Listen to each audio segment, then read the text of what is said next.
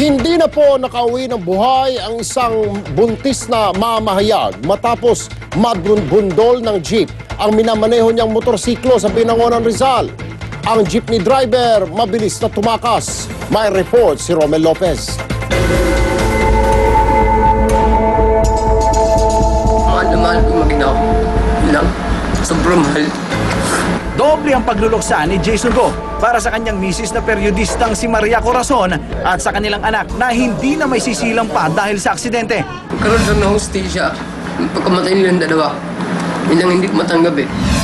Lunes ng gabi, pauwi na sana ang 4 na buwang buntis na si Maria Corazon sakay ng kanyang motor mula sa trabaho sa Binangonan, Rizal.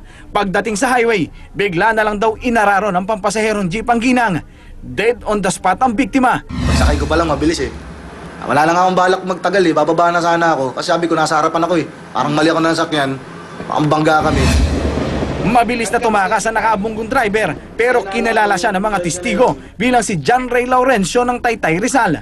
Nasa 32 hanggang 35 years old siya, may taas na 5'4 hanggang 5'5, moreno at medyo mahaba ang buhok. So unfortunately, nung pumunta kami, wala na, nahakot na, wala na laman yung bahay. Malinis na, kasama na daw yung pamilya. Pagbayaran mo yung ginawa mo, pares tayo may pamilya, panagutan mo. At least Nakatimbre na ang kaso sa Iloilo at Zamboanga na sinasabing probinsya ni Laurencio. Nahaharap ang sospek sa kasong reckless imprudence resulting in homicide. Para naman sa anumang impormasyon sa kinaroroonan ng sospek, maaari itong pagbigay alam sa Binangonan, PNP.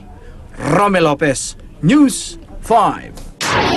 Cambio naman po tayo, bumida sa cover ng isang sexy magazine na kapatid star na si Wilma Dazit. May temang Embracing All Colors ang issue ng nasabing magazine kung saan ibinida ni Wilma ang kanyang kaseksihan. Proud din siya hindi lang sa kanyang katawan kundi pati na rin sa kanyang kulay. Dati nang naging issue ang kulay ni Wilma nang i-reject niya o reject siya noon ng isang magazine para sa cover nito. Kaya mensahe ng model actress, ano man ang kulay ng balat mo, dapat ay maging proud ka rito dahil hindi lang mapuputi ang pwedeng maging cover girl.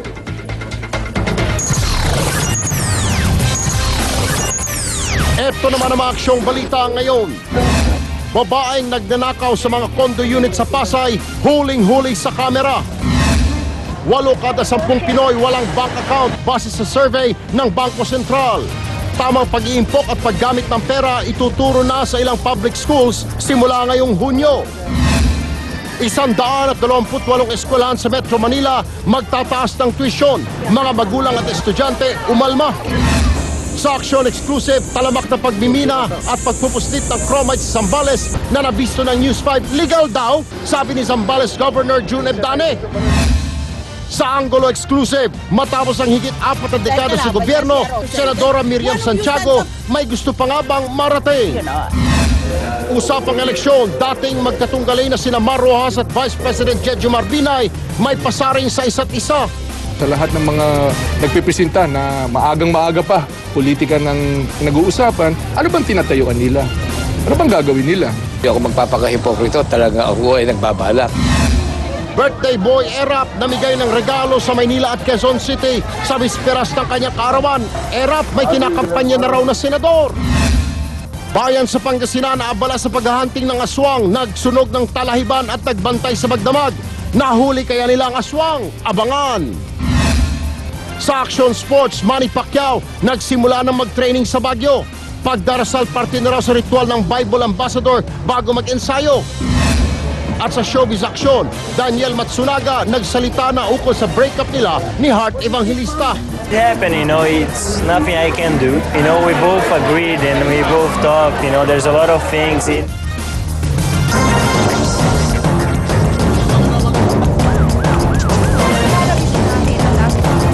Partner, mga kapatid, simula Sa whether or not masugutin.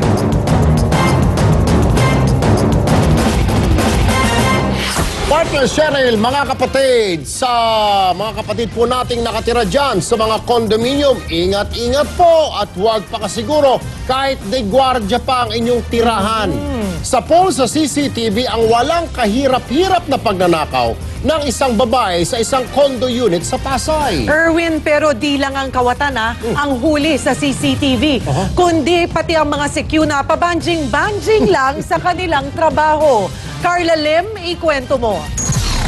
Nakuna ng CCTV ng isang condominium sa Pasay City ang babaeng ito na bumaba sa tricycle noong April 16. Naglalakad-lakad pa ito bago tuluyang pumasok sa kondo at dumiretso sa elevator. Sa sunod na kuha ng CCTV, makikita na ang babae sa hallway ng 11th floor sinusubukan buksan ang pinto ng mga unit. Karamihan nakalock, maliban sa isang ito, pero napaatras siya nang matugunan niyang may tao sa loob. Bumaba rin ang babae sa 10th floor pero lahat ng pintuan doon sarado. Sa 9th floor, swinerte na ang babae. Mabilis niyang napasok ang unit. Maya-maya pa, lumabas na ito, bit-bit ang isang itim na wallet. Lumingali nga pa ito at nang masigurong walang tao, muli siyang pumasok sa unit. Paglabas niya, dala na niya ang isang bag. Kampanteng umalis sa kondo ang kawatan na parang walang nangyari. Isang Korean national ang nangungupahan sa unit. Natangay raw dito ang isang laptop, 3 cellphone, 22,000 won at $1,000. Sabi ng otoridad, bagong modus ito ng mga kawatan na puntirya ang mga kondo. Usually, yung mga mayaman, foreign nationals na naka-check-in dun sa kondo na yun. Tsaka usually yung mga dyan, yung mga kasambahay na may contact din sa salisi, usually yun ang minibiktima eh. Pero hindi lang ang pagnanakaw ang nasa pool ng CCTV. Kitang-kita rin ang kapalpakan ng mga gwardya. Nagkwekwentuhan ng mga CQ sa labas ng building at hindi sinita ang kawatan. Wala rin daw gwardya sa lobby na kumukuha ng ID sa mga bisita sa kondo.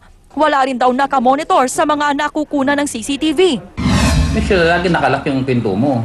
And then, inform yung guardian na ito lang pwede pumasok sa akin na bibisita. Or kung mayroong mabibisita, tawagan ako sa telepono.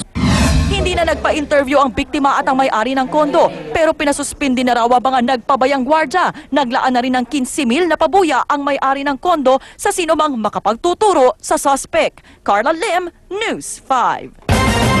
Sa iba pang mga balita, sumailalim na sa inquest proceeding ang 2 sa 6 na suspect sa holdapan at barilan sa Robinson's Galleria noong nakaraang buwan. Pero ang mga suspect sinubukan pang magpalusot sa krimen. Kay Imson, ikwento mo. Sakay ng police mobile dumating sa DOJ kaninang umaga ang 2 sa 6 na sospek sa holdapan at barilan sa Robinson's Mall noong March 29. Patay ang isang CQ at sugatan ng 6 na iba pa sa insidente. Kinilala ang mga sospek na sina Willie Enriquez at Ireneo de la Cruz. Bantay sarado ang 2 ng mga pulis habang binabasahan ng kasong robbery with homicide. Nang makorner ng media, itinanggi ng mga sospek ang paratang. Aminado si Enriquez, minsan na siyang nakasama sa pang-hold up sa isang mall sa Pasay noong 2010, pero matagal na raw siyang tumiwalag sa grupo. Nasa Iloilo rin daw siya nang mangyari ang krimen kaya imposibleng kasama siya sa holdapan sa galeriya. Makikita man sa CCTV yung mukha ko, hindi naman talaga ang sa Robinson. Palusot naman ang isa pang sospek na si De La Cruz. Di ko alam. Nakakanto ka na dali sa Wala pa, ngayon lang. Balaan mo din ang Robinson Galleria? Hindi ko alam. Pero giit ng mga polis, positibong kinilala ng mga biktima ang 2 sospek. Nag-ambos doon sa security escorts ng teller naman. Natimbog ang 2 sa Iloilo noong Lunes dahil sa kasong illegal possession of firearms. Tinutugis na ng mga pulis ang 4 pa umanong kasabwat. Kay Imson, News 5. Tuloy ang hunting ng mga taga Poso Rubio, Pangasinan sa pinaniniwalaan nilang aswang na gumagala sa kanilang lugar. Kagabi nga, muntik na raw sana nilang nahuli ang kinatatakutang nilalang. Ikwento mo, Franz Noguera. Ang sanay tahimik na gabi ng mga taga-barangay Villegas sa Poso Rubio, Pangasinan, napuno na naman ng aksyon sa muli nilang pagtugis sa umano'y aswang sa kanilang lugar. Halos malito ang mga tumutugis na armado ng sibat dahil sa magkakasunod na sigaw ng mga nakakakita raw sa aswang. Isang bukiring ito sa sinuyod nila. Kanina pa nga nagsisigawan yung mga residente rito, nakikita raw nila yung aswang, pero hindi nga natin makita sa camera, no? 2 yung tinuturo daw nila, kulay puti raw at kulay itim. Ngayon ito, nagkakagulo sila, hinahanap nila, naghiwa-hiwalay na sila ng direksyon para nga raw masalubong itong aswang na nakita ngayon. Sinunog pa nila ang talahiban para maitaboy raw ang aswang. Kasi napatunayan ko na nakita ko na Si Aling Asuncion ay isa sa pinagpakitaan daw ng aswang. Nagdala pa ng kamera para may pruweba siya. Hindi ko na kuwan sa kamera kasi madilim, madam eh.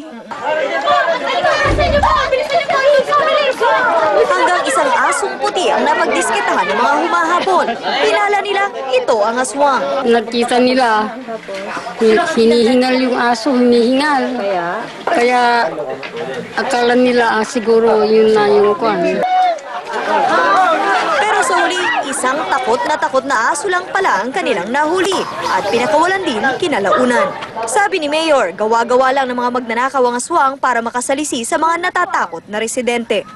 Matatakot sila sa magnanakaw kaysa sa aswang. Franz Noguera, News 5. Susunod sa aksyon, mahigit 100 private school sa Metro Manila may go signal na magtaas ng matrikula. Sa Angulo Exclusive, Senadora Miriam Defensor Santiago, aminadong kakaiba siyang mag-isip kumpara sa mga pangkaraniwang tao. Senator Santiago, I think you are the epitome of intelligence. Pag sinabi pong matalino, kayo yun. That's absolutely true. Thank you very much. At People's Champ Manny Pacquiao, nagsimula na sa kanyang high-altitude training sa Baguio City.